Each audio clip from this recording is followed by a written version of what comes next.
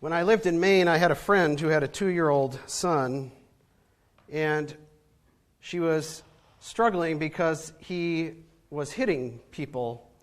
And so she, when he would hit someone, would take his hands and she would say, "Gentle, gentle." Unfortunately, this wasn't working to make him more gentle. He began to hit people while saying the word gentle. He thought that that was perhaps the name of the action, evidently.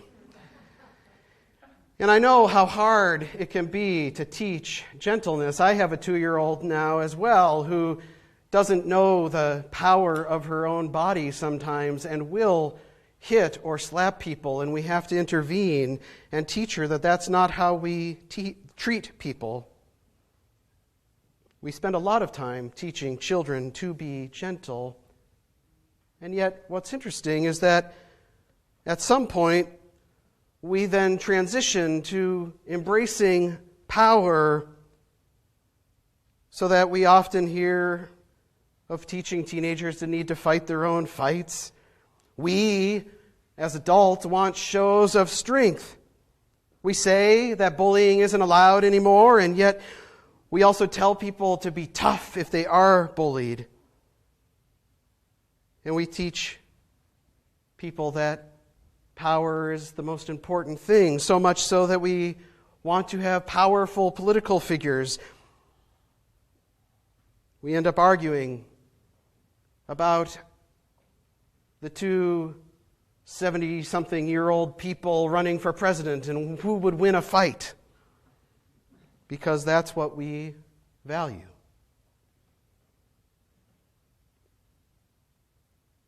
I had a friend who recently posted frustratedly, his daughter was watching Sesame Street, and he said, they did a skit where one of the characters said, "Sticks and stones will break my bones, but words can also hurt me." And he said, that is not the way that phrase goes. What are we teaching our kids these days? They need to know that they need to be tough and that words can't hurt us. I want my daughter to be strong as she grows up, he said. And in our family, I talked last week about my mother-in-law. My father-in-law has a phrase that he uses for the ability to let things that people say that might be hurtful roll off your back. He says you need to have the hide of a rhino. We do raise people to say it doesn't matter what words people say to you. The only problem is that it does. Words are powerful, and words can hurt. Words are so powerful that in our scriptures, one of the first commandments after having God as our only God is that we need to be careful how we use our words. The phrase that's used is that we shall not take the Lord's name in vain. We've boiled this down to somehow being about whether we use the word God or not in certain situations, but in early biblical understanding, it would have had a broader context. It would have referred to using God's name to swear something, to promise something is what I mean. We now use it as a swear word, and whether we should use the swear word or not, and that's certainly important, but it applies to whether we say, I promise to God that I will do this, and then whether or not we fulfill it or not. They say, don't do it if you're not going to follow through. And so that would be using God's name in vain, to promise something using God's name and then not to do it. Words are important. What we promise is important, and the way we use words with others are important, and equally our actions are. That's why I'm teaching my daughter how to use her hands in gentle ways. I think sometimes we understand better that actions, our physical gentleness is important. But words matter too. Regardless of what's more important, our words and actions matter, and Christians are called to a different way of living. And so today we opened the gift, and the word we're reminded of is gentleness. We're doing this series for Advent called What Gifts Do You Bring? And we're talking about the gifts that Jesus brings into the world, and specifically what we are left with in the Holy Spirit. And we are hearkening back to Paul's list of the fruit of the Spirit in Galatians. And we're taking 4 of those words. Yes, last week we talked about peace, and today we're talking about gentleness.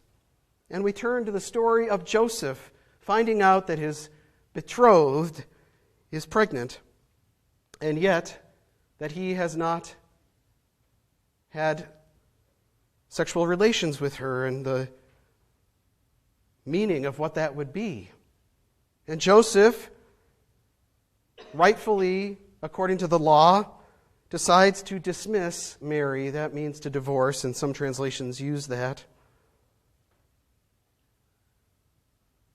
But instead, he doesn't do it, because an angel comes to him and tells him that there's a better response, a more gentle response, which is to take Mary as his wife.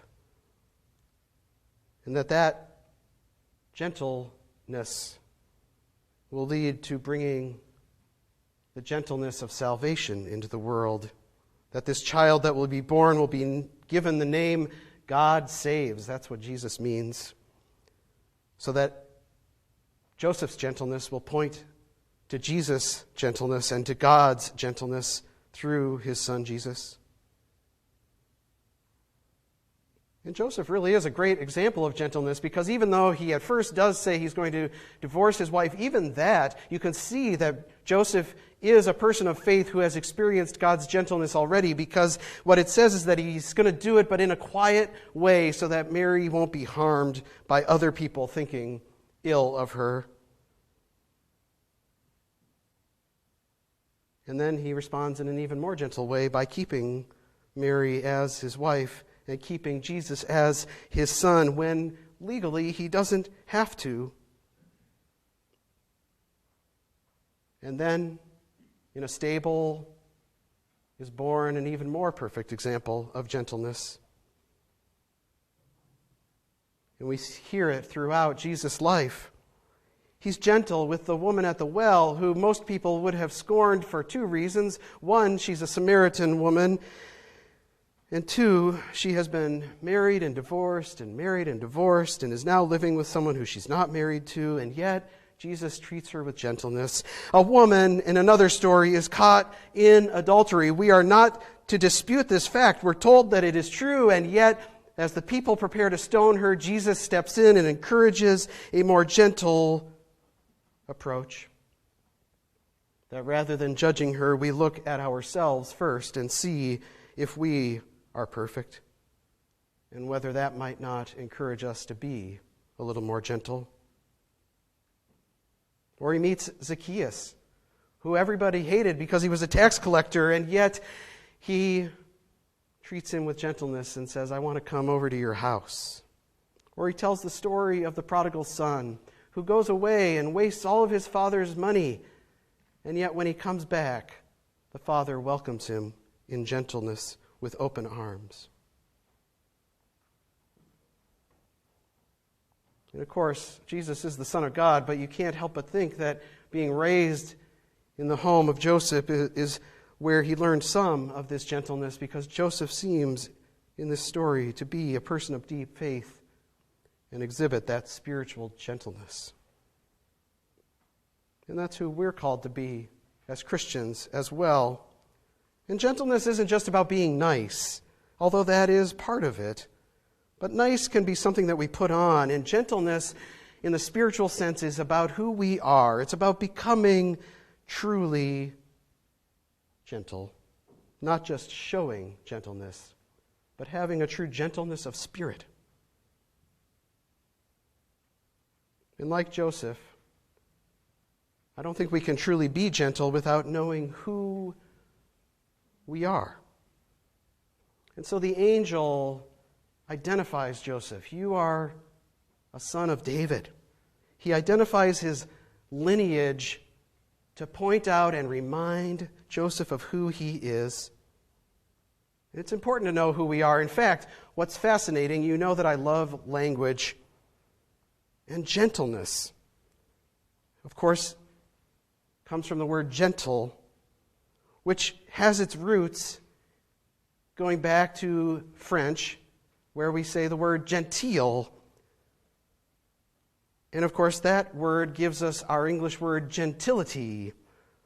And all of these words stem from Latin, gentilis, which means that you are from the same tribe.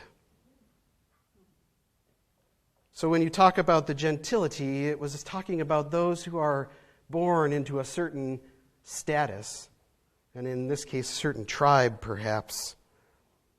And when we say gentlemen, we are saying all of you who are of the same tribe.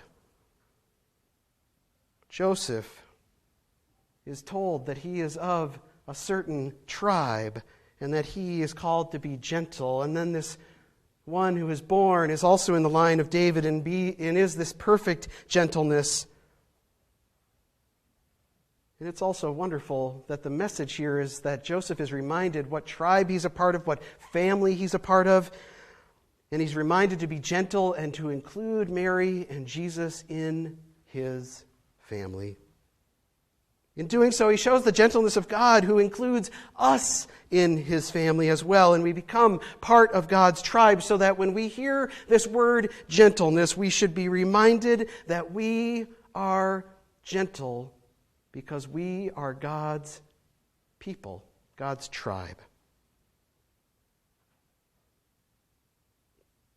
The issue, of course, with this story is that it was originally written in Greek, and there's not a perfect translation for this word in Greek, and so they attempted it with the Latin word gentilis. And it's a good word because this word gentleness that came out of that gentilis down to gentile in French and down to gentle in English means power that is restrained. And I think this is a great way to think about it because when we say that we are God's people, we often talk about the power that comes with that. And that is absolutely true because God is power of all powers, King of all kings. And yet, to then say that the very evidence that we are part of God's tribe is that we are gentle people means that we understand we have that power, and yet we use it sparingly. We're invited to realize that all of the power available to us through Jesus Christ is wonderful power, but that what we see lived out in Jesus' life is a power to be able to restrain that power. So that when he's tempted in the desert by the devil who says, you could do miracles right here and now and save yourself, he says, I'm not going to use my power that way. And when people come to him on the cross and say, you could save yourself from this, he says, I'm not going to use my power that way. He understands restrained power, gentleness. But again, our problem is that we're not a culture that holds back. We want to get revenge. We love telling people about the wonderful comebacks that we've come up with and that we used against people who hurt us. We want to see power exhibited, not restrained. But in the process, if we claim to be Christians and yet want to have unrestrained power, we end up showing just how far from God we often are as the people who claim to be part of his tribe. If we want to claim to truly be part of God's family, then we must be gentle, for we are the gentility. We are the high-born people of God. We have been claimed and redeemed, and we're meant to be different than others because we, in our baptism and through our confession of faith, have joined God's family.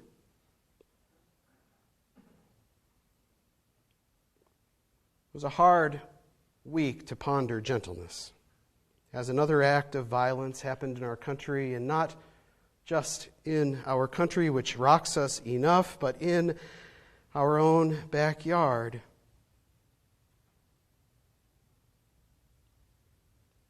Maybe like me, you've been left wondering who we are, what's going on.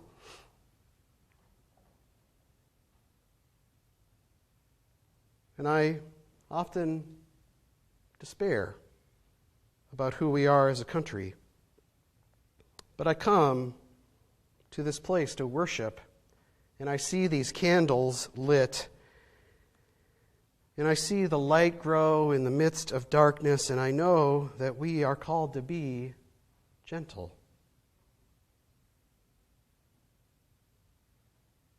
What exactly does this mean beyond restrained power? Well, I mentioned this Greek word that can't be translated very well. It's so true of languages. If you've studied languages at all, you undoubtedly will come at some point to a word that exists for a people to help them understand something and doesn't exist for other people because they haven't had to have the same understanding.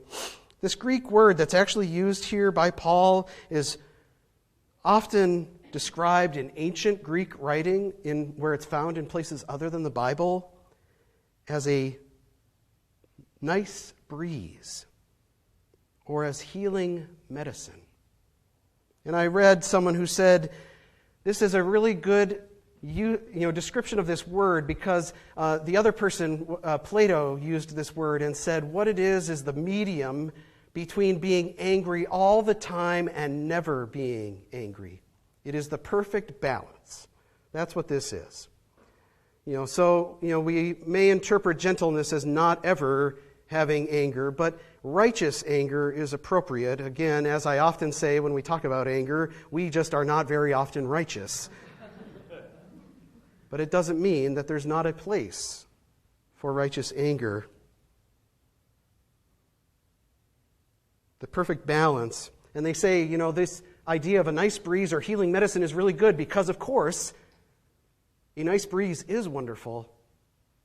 But wind, straight line, at 70 miles an hour, will destroy things. And so it's about that balance. And medicine is the exact same thing. Given in the right dosage, it can heal us, but an overdose will kill you. And so that happy medium has to be found. In the same way, our power given to us through God has the potential to do damage, but we are called to be people who find that restrained ability to help in moments when we have righteous anger, to do something with those moments. And that's what I've begun to reflect on this week. How is it that these responses of anger can be helpful? Because I will admit that I've seen all kinds of responses, and some of them are angry about what happened in Oxford, and they are not helpful.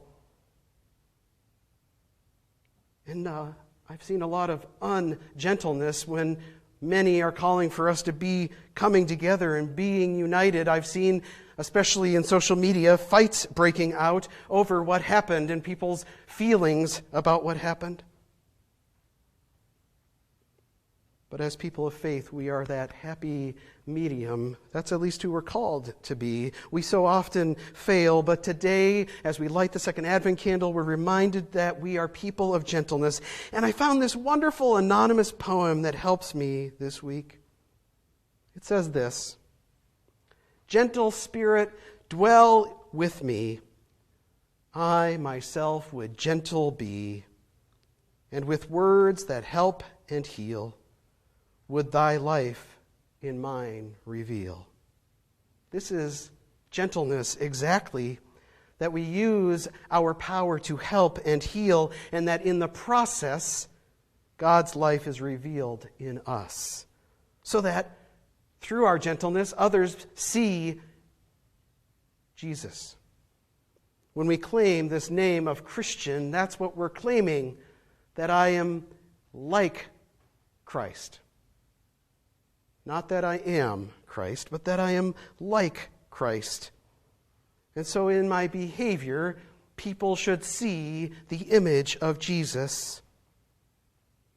Gentleness is all about knowing that we have power, but restraining ourselves so that we are always looking to the good of others. And so this week, I want you to remember to be gentle. Patty gave us a really good reminder of how to do that. To think about the fact that others are going through things too that we sometimes don't understand. We can remember that our life may be stressful, but that doesn't mean that others aren't stressed as well. And so rather than striking out in anger, perhaps we choose a more gentle path. We can remember that even if a clerk or salesperson or customer service representative may feel like they are obstructing our life, if we could just get done with this, we could choose to remember that they are dealing with person number 200 or whatever when dealing with us, and we could choose to be a little more gentle.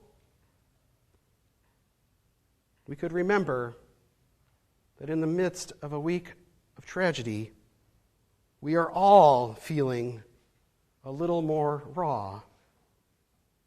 And maybe we ought to be more gentle with one another. And in the process, we could show people who we really are, which is God's high-born family. Amen.